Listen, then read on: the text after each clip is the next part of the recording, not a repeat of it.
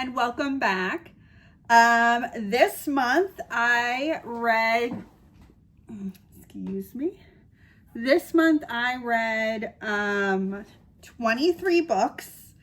A good chunk of them were physical books, so we've got plenty to get through, and I'm going to try and make this a little bit shorter than usual because it's a lot. And we've got some good 5 stars, you guys, so we're on a roll. Let's get started. All right, this is a duology by Mary Watson. The first one is The Wren Hunt. Yes, y'all know I take off the covers. Witchcraft and caste system based on witchcraft. Very forbidden love. Very, God, I can't even pronounce half of the names, but it's basically like a Yulgur and 2 or 3 other types of magical beings.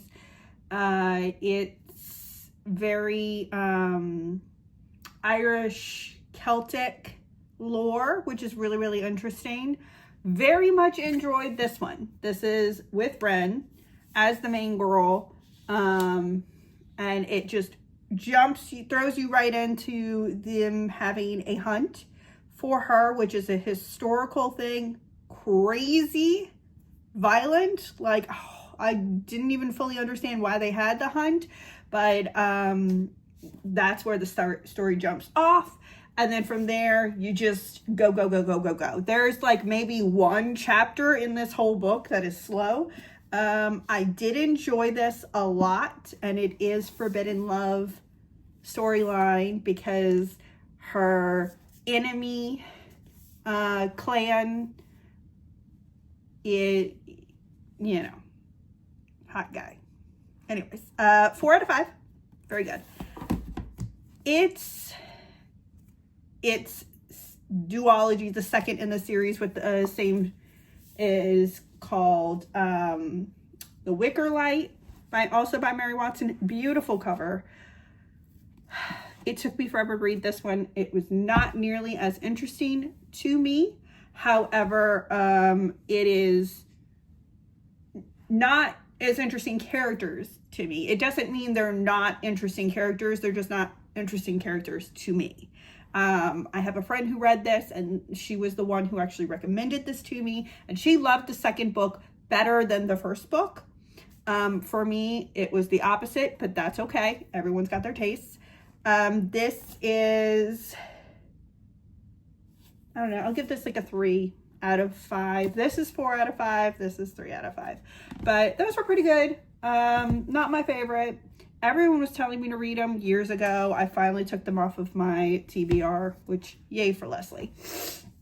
Okay, next book in the series in this month's reading was 12 Months and a Day.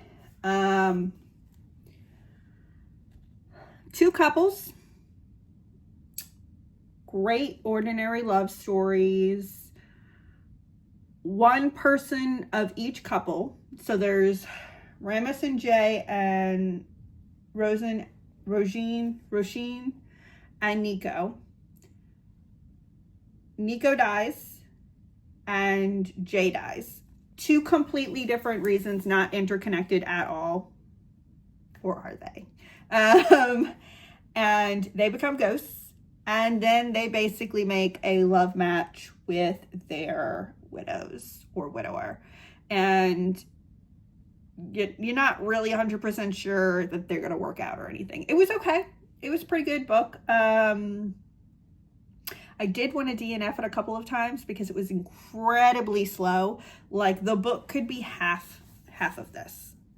Like, this could be a short story. We're good. You know what I mean? It was cute though. Very predictable. I don't hate it, but it's also like, I'm not going to go and reread it. And I'm sorry. But it's by Louisa Young, if you want to read it. And yeah, like 3. Like, I would even go as to say 2.5, because I'm absolutely not reading this again. But it is a beautiful cover. and it is a wonderful concept. I personally just didn't enjoy it. But I also enjoyed a crap ton of more books, which is why I read 23 this month. So put that one down. And now we get into me taking the dust covers off of a few things. Catherine Center. Everyone has read her stuff. I think I was the only one who didn't. But I read 3 or 4 of her books. And of the 3 or 4 books, I read 2 physical versions of her books. The Bodyguard, which was like plain sides, but pretty good.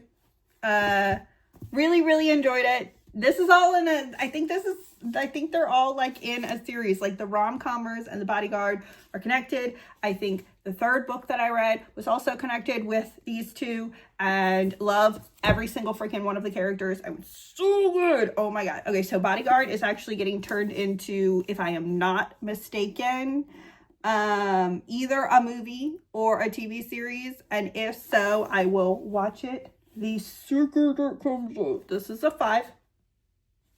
Okay, she's a 5 out of 5. So good. You know what's gonna happen, you guys. Like, it's not, yeah, it's predictable, but it's not like this level predictable. It's like this level awesome predictable. 5 out of 5. Okay, and then the next one that is interconnected in the series. The next one that's interconnected in the series is, ooh, she a heavy one. I forgot how heavy this girl is the Rom-Commers. Now, again, I take the dust covers off. Everyone's going to hate me for it. It does have really pretty, like, interior and, like, very cute. This one is about a female bodyguard that gets a job protecting a actor. I love suits. And then this one, the Rom-Commers, is a down on her luck screenwriter who gets a job having to rewrite a romantic comedy with a guy, and who is also a screenwriter. He is an award-winning screenwriter, and so she like kind of half ghostwrites.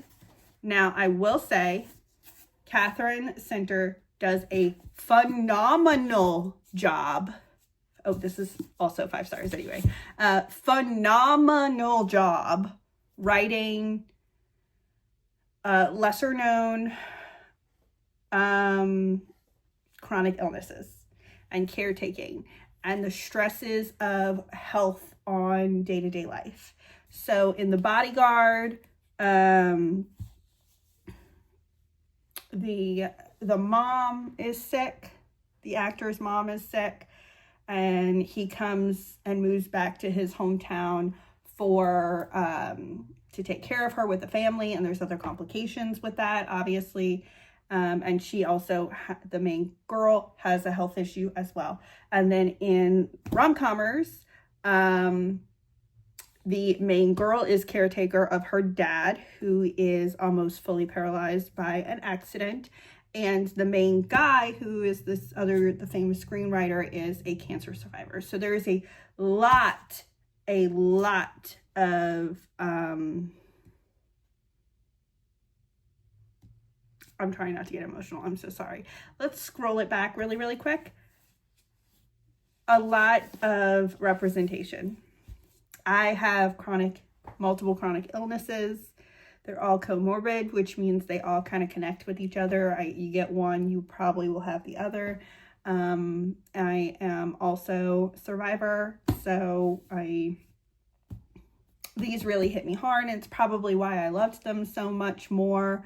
The stories themselves are phenomenal. The characters are phenomenal. Just beautiful. I will absolutely be continuing to read all of Catherine Center's. But yeah, that's the Rom-Commers and the Bodyguard. Okay, so now we're going to jump through a couple of ratings very quickly because I didn't enjoy them as much and I don't really want to lean on them. I do have one that took me almost an entire week to read because it wasn't super exciting to me. And I hate that that's the situation, because it was actually a gift from someone who I love very dearly, and she raved about it, but I just couldn't. But to each their own. Again, it is The Scorpion Queen. I don't know if y'all can see it. By Mina Fears. Let's see if I can even remember what this is about. I feel like I blacked out. Imperial Palace. Daughter of prosperous salt merchant finds her life is cruelly overturned, and she's disinherited, and then she has to be a maid or servant girl to the princess, and a bunch of other stuff happens. I can't tell you what happens, not because it'd be a spoiler, but because I can't remember. I wholeheartedly blacked out reading this because I did not like it. I really want to tell y'all what this is about. Like, my head is hurting trying to remember. I did not like this. I'm sorry. It doesn't mean it's not a good book. It just means my brain hurts when I read it. It is beautiful though. And I even kept the dust jacket on. Look at me. Okay, y'all like 2.5. Whatever. Let's go to the next. Ellie is cool now. Apparently, this is like the greatest book ever. It sucked. You guys, I struggled because like I either had 5 stars or I had like 2.5 or 3 stars. This whole month was just a shit show when it comes to these reviews.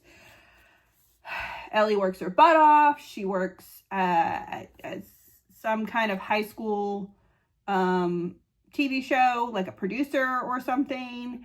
And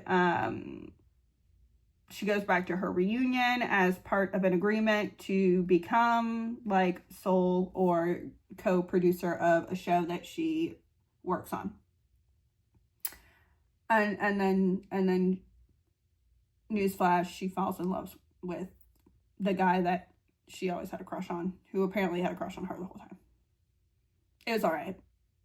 Yeah. 2.5. Wonderful. That's what my face says. It was wonderful. No, wasn't that great. Can't say I loved it. My bad. Next one. Everyone Dies Famous in a Small Town by Bonnie Sue Hitchcock. Actually, a really good book. Teeny tiny, very short.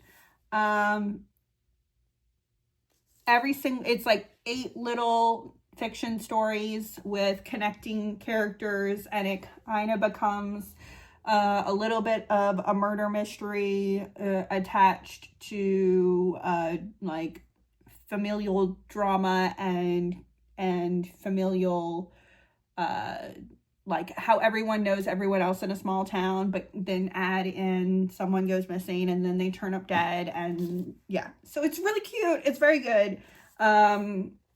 It didn't really stand out to me, but it was good. So 3 out of 5. 3 out of 5 stars. Yeah. But if y'all want, like, it is like, of the 8 stories, 2 of them were phenomenal, and then the other 6 stories were just like, oh, okay, yeah, like, well, cool. I feel like it could have all been one big story and then just have different point of views, but it is still a decent read. 3 out of 5. And then You Can Go Your Own Way. This is very similar to a book I read last month about like forbidden romance, like their competitors. Both, it's small town. Adam owns an arcade, or his family does, and Whitney has like a gaming cafe in her family or whatever, and they're competing and they argue and they fight all the time, and then they fall in love. But in order to fall in love, they had to get caught during a snowstorm or like a blizzard or something in the arcade, and so like a lot of stuff happens and very hard discussions are had, and it ends up being, it is a cute cover though. Like those are my colors, man. Like I love me some purple, green, like all the gemstone colors. Mwah. So this was pretty good. I don't know, I give it like a 3.5 out of 5. And then I read Good Omens by Shrew Herman and Terry Pratchett. I am not going to give Shrew Herman any airtime, okay? Phenomenal book. You should know what it's about. It is a classic. It is wonderful, but it follows Aziraphale and Crowley, who are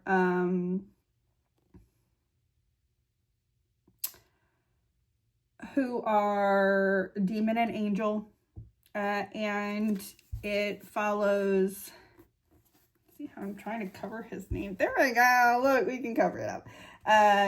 They're just the end of the world, and in like, I think it's like a week span or something like that, and it's really, really good.